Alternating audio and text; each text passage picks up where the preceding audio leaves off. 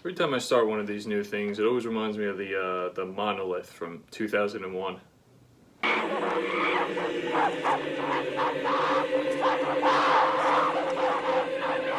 Hey everyone, Sean Carlson here, as always, in my home studio in Brooklyn, New York, coming to you with another painting. Astronauts. We all love them. We all wanted to be one as a child until we grew up and realized how much math is involved in that job. So instead, I'm going to settle for vicariously painting one. So coming up, this video will take you through the entire step of the process, from stretching the raw canvas to the final splattery details. But first, make sure to hit that subscribe button so you don't miss out on any future art and videos. And with all that being said, let's get painting.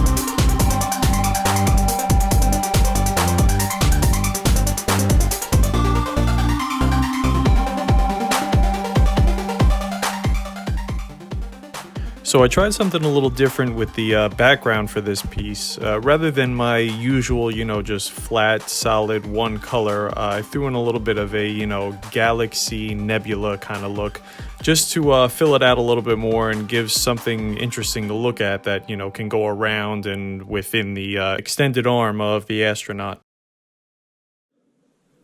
Alright, just doing a couple finishing touches here. Little artist's secret for getting stars. Toothbrush.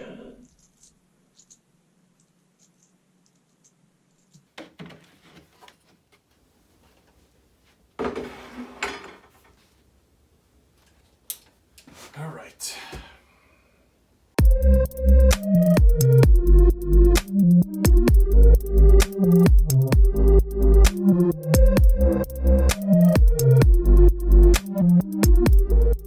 Okay, so getting down the first few layers here, this stage is what we artists like to call an underpainting, which sort of lays down a layer of paint to build up opacity and also sort of plan out my shading for the final layers that will sit on top of it. I didn't have much of a plan for the folds and wrinkles of the extended arm and just kind of decided to figure it out on the canvas as I went. I've actually tried that approach before and it usually doesn't work out too well, but this time I was able to let the sort of random brushstrokes of the underpainting form the peaks and valleys of the fabric and just go with it. The hand, however, I knew exactly what I wanted to do because I found the perfect reference for it. It's a pretty common picture. You can find it easily enough on Google, which is something I kind of try to avoid. But this picture had the perfect lighting, pose, and that sort of grace of reaching out, and it was just too good to pass up. Alright, moving down the arm, this is where I started to get really into the small, tight little wrinkles of the suit. Something I hadn't planned on being so prominent in the piece initially, but I was really liking how the effect turned out.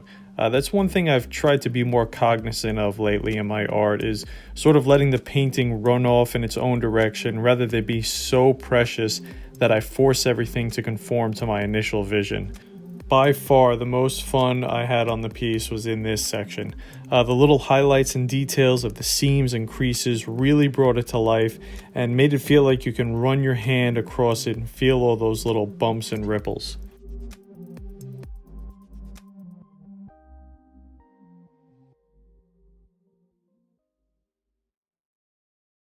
Alright, so here we are so far. The arm, safe to say, is done. Pretty happy with how it's coming out. I would really like to paint something that isn't black and white at this point. I'd kind of like to get to the gold face shield that he's got right here, but I got my palette and everything all set up, got the black and gray paint out, so the sort of, I don't know exactly what this is, what you call it, but the sort of box, lack of a better term, I'm not an astronaut, the big box that's sort of on the front chest plate of him is something that I've kind of been struggling with for a while, so I kind of want to knock that out, and then I feel like I can get to the rest of the piece and kind of relax a little bit knowing that the hard parts are done. But yeah, still having a lot of fun with it and enjoying the process so far, so let's keep going.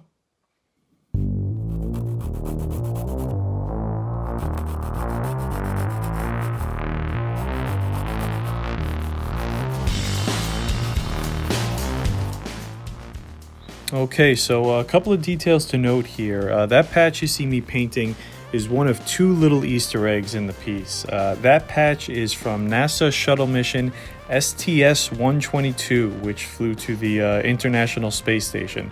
Now, why that patch specifically? Well, it's actually because that was the first mission of astronaut Leland Melvin, who I was actually fortunate enough to meet and speak with.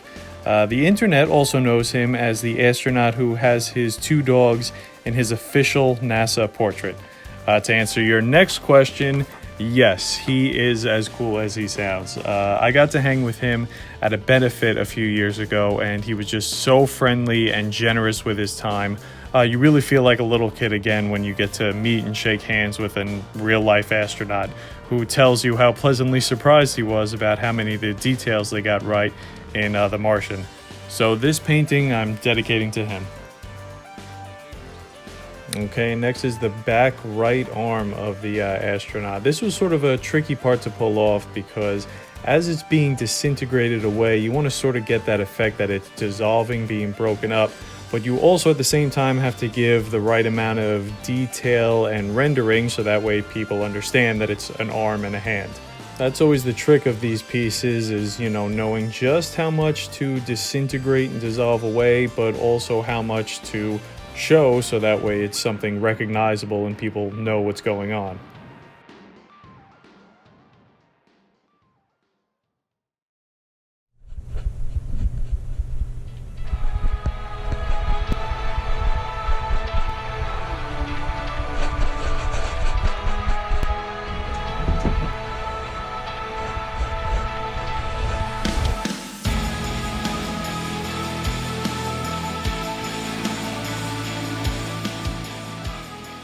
Okay, and the final little detail to note here, that sort of little reddish brown dot that you see in the reflection of his visor.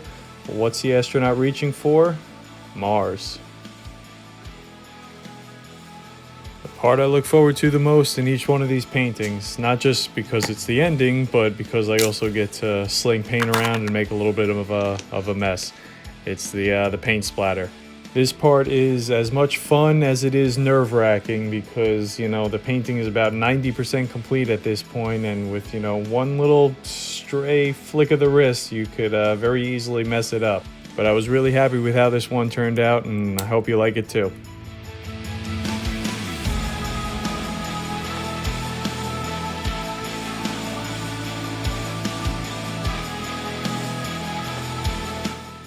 All right, and there we have it, ladies and gentlemen, the finished astronaut painting. I had a lot of fun putting this together. I certainly hope you enjoyed watching the video and the finished artwork. This idea I've had in my head for quite some time, so it was really therapeutic to finally get it down onto canvas and have it out and be finished with it. I also want to give a special shout out to John Ottinger, who's a fan of mine who gave me the idea for the name for this piece. So thank you very much, John. And let me know what you all think down in the comments. And if you enjoyed the art or video, make sure to subscribe. I'll see you in the next one.